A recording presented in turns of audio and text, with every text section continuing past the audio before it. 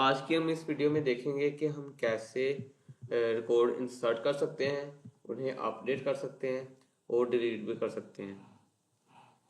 और इसके लिए हम VS कोड में आ जाते हैं और सबसे पहले हम अपडेट वाले कोड को देखते हैं। तो हम सेपरेट फाइल्स में कोड सेव किए हुए हैं, जैसे कि ये अपडेट वाला, ये डिलीट वाला एंड दैट इज इंसर्ट वाला। इंसर्ट तो इंसर्ट करवाना तो हम प्रीवियस वीडियो में सीखा था, तो इसे डिस्कस नहीं करेंगे आज। तो लेट्स टॉक अबाउट अपडेट। तो इसमें हमने PHP के टैग्स ओपन किए और टैग्स ओपन किए तो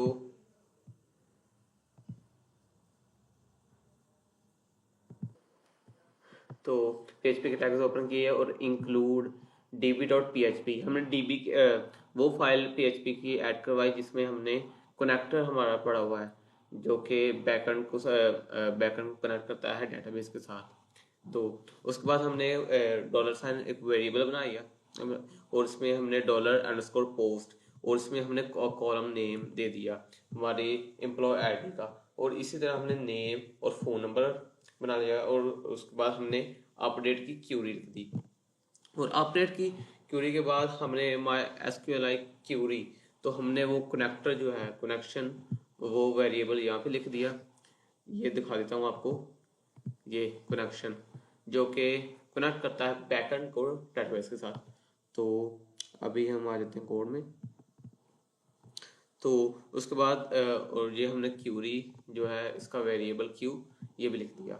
और इसी तरह हमने एक डिलीट की फाइल बनाई और डिलीट की फाइल में हमने PHP के टैग्स ओपनिंग केस में हमने DB file PHP file include की। उसके बाद यहाँ हमने सिर्फ आईडी दी है, नेम की जरूरत नहीं, क्योंकि हम सिर्फ आईडी लिखेंगे और जो भी रिकॉर्ड डिलीट करवाना चाहते हैं उसे डिलीट करवा देंगे।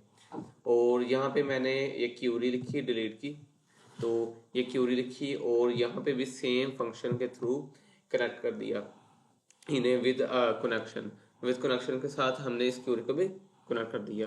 तो ये जो मेन कोड है इस फॉर्म का ये जो मेन कोड है वो उसे देख लेते हैं। तो ये मेन कोड है।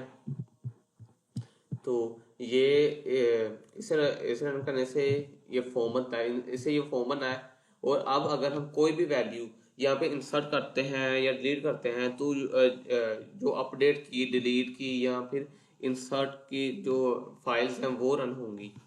तो इसमें हमने क्या किया, PHP के टैग्स ओपन किए, DB की PHP की फाइल जो है वो इंक्लूड कर ली और फिर इसके बाद सेलेक्ट की क्यूरी लगा दी एंड OBG में MySQLi की क्यूरी मतलब वो कनेक्शन और क्यूरी जो है ये सेलेक्ट की, ये इसका वेरिएबल लिख दिया।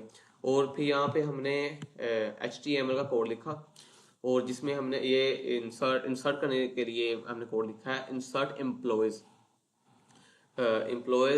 जो कि टेबल को रिप्रेजेंट करता है एम्प्लॉयज के, तो उसमें हम इंसर्ट करवा रहे हैं। तो ये इंसर्ट करवाने का एम्प्लॉयज में इंसर्ट करवाने का कोड लिखा है हमने, जिसमें हमने यह फॉर्म जो है वो स्टार्ट किया है। इसमें हमने नेम और मोबाइल नंबर दिया और बटन बनाया और इसी तरीके से हमने अपडेट वाला कोड किया और सेम एज इट इज इसी तरीके से डिलीट वाला भी।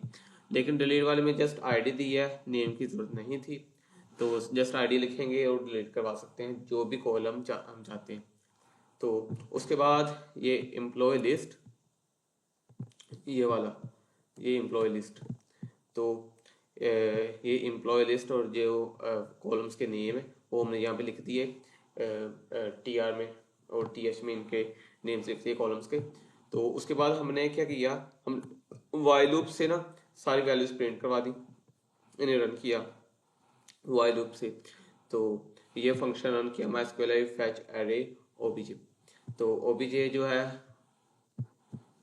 वो ये वेरिएबल है, ये रन होगा।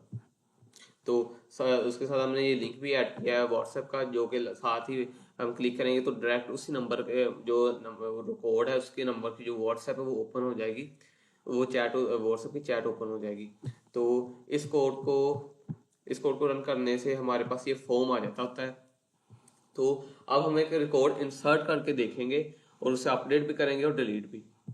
तो मैं नेम लिखता हूँ इरफान, या कुछ और लिख लेते हैं, हम लिखते हैं फरहान, नंबर लिखते हैं 92। ये हमने एक रैंडम नंबर लिया, अब इंसर्ट किया। अब देखें जैसे ही मैंने इंसर्ट बटन में क्लिक किया तो ये देखें इंसर्ट वाली फाइल जो है रन होगी। तो जैसे कि मैंने आपको हमने प्रीवियस वीडियो में किया हुआ है कि हम इंसर्ट करने के लिए यहाँ पे नंबर और नेम और नंबर लिखते हैं, तो लाइक वो डेटाबेस में स्टोर हो जाता होता है वो रिकॉर्ड। तो ये बिल्कुल वही है, बस उस फाइल को इस फाइल के साथ कनेक्ट, वो दोनों फाइल आपस में कनेक्ट है। रन किया तो दूसरी वाली जो इंसर्ट वाली फाइल है वो रन होगी। तो हम यहाँ पे लिखेंगे फरहान एंड नंबर जो हमने ऐड किया है एंड सबमिट पे क्लिक कर देंगे। तो अभी हम अपने डेटाबेस में आके चेक करेंगे क्या चेंजिंग हुई या नहीं, रिकॉर्ड इंसर्ट हुआ या नहीं। तो ये देखिए रिकॉर्ड इंसर्ट हो चुका है, लेकिन यहाँ पे दो रिकॉर्ड इंसर्ट हो चुके हैं सेम, तो हम एक डिलीट कर देंगे। हमने ये एक डिलीट कर दिया। तो हम इसकी आईडी चेंज कर देंगे। तो इसकी ये अब आईडी ब्रो आईडी है 4 होगी।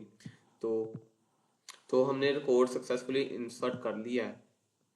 तो अब हम क्या करेंगे, इसी रिकॉर्ड को ना अपडेट करेंगे। तो अपडेट करने के लिए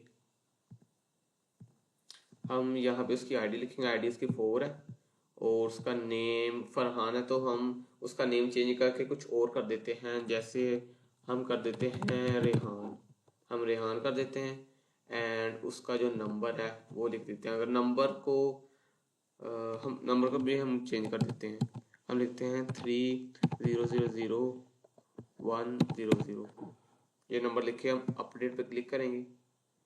तो ये देखें अपडेट वाली फाइल जो है रन हो गई। यहाँ पे कुछ नहीं आएगा, जो भी चेंजिंग होगी डाटाबेस में होगी। तो यहाँ पे आके अब हम पेज को एक बार रिफ्रेश करेंगे तो ये देखें नेम भी चेंज हो चुका है, फरहान से रेहान हो गया, और जो इसका नंबर जो है फ़ोन नंबर वो भी चेंज हो चुका है। तो अब हम इस रिकॉर्ड को डिलीट कर देंगे, चेक करेंगे कि क्या डिलीशन जो है वो सक्सेसफुली होती है या नहीं। तो यहाँ मैंने फॉर उसकी जो आईडी है एम्प्लॉय आईडी, तो वो लिख दी और यहाँ डिलीट के बटन पे क्लिक कर दिया। तो ये देखें डिलीट वाली जो है फाइल delete.php वो रन हो गई। तो अभी हम डेटाबेस में आके चेक करते हैं, अब रिफ्रेश करते हैं। तो ये देखें वो रिकॉर्ड नंबर 4 जो है रेहान वाला वो डिलीट हो चुका है। तो आज की वीडियो में बस इतना ही था। आई होप कि आपको समझ आई होगी। अगर जहाँ से आपको समझ ना आया आप पीछे करके देख सकते हैं। और बाकी अपना ख्याल रखिएगा। थैंक यू, अल्लाह हाफिज़।